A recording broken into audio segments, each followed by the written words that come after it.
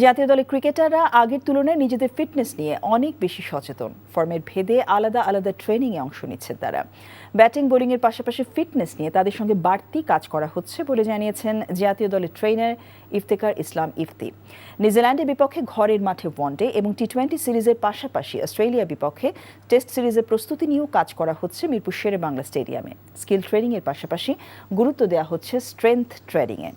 আগামী 13 এপ্রিল বাংলাদেশে আসবে কিউইরা। 17 এপ্রিল সিরিজের প্রথম এবং 20 এপ্রিল দ্বিতীয় ওয়ানডে মিরপুরে। এরপর দুই দল যাবে চট্টগ্রামে। 23 এপ্রিল সিরিজের তৃতীয় ও শেষ ওয়ানডে হবে সাগরিকায়। এরপর দুই দল খেলবে সংক্ষিপ্ত ফরম্যাটের সিরিজ। 27 ও 29 এপ্রিল দুটি টি-20 হবে চট্টগ্রামে এবং শেষটি 2 মে। ভেন্যু মিরপুর।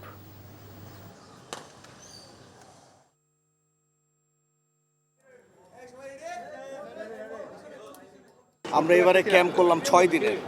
এটা যদিও 10 দিনের হওয়ার কথা ছিল, কিন্তু আপনারা তো জানেন যে সামনে সিরিজ আছে। সিরিজের কাছাকাছি সময়ে খুব একটা বেশি লোড আমরা এটা অ্যাপ্লাই করতে পারবো না, ওভারলোডিং অ্যাপ্লাই করতে পারবো না। তাহলে ওদের স্কিল থেকে সরে যাবে, আলটিমেটলি পারফরমেন্সের দিক দিয়ে এফেক্ট করবে। যেহেতু সিরিজের এখনও 10-12 দিন সময় আছে, সেই জন্য আমরা ওভারলোড দিয়ে চেষ্টা করেছি যে একটা প্লেয়ারদেরকে ফিটনেস একটা লেভেল পর্যন্ত নিয়ে আসতে।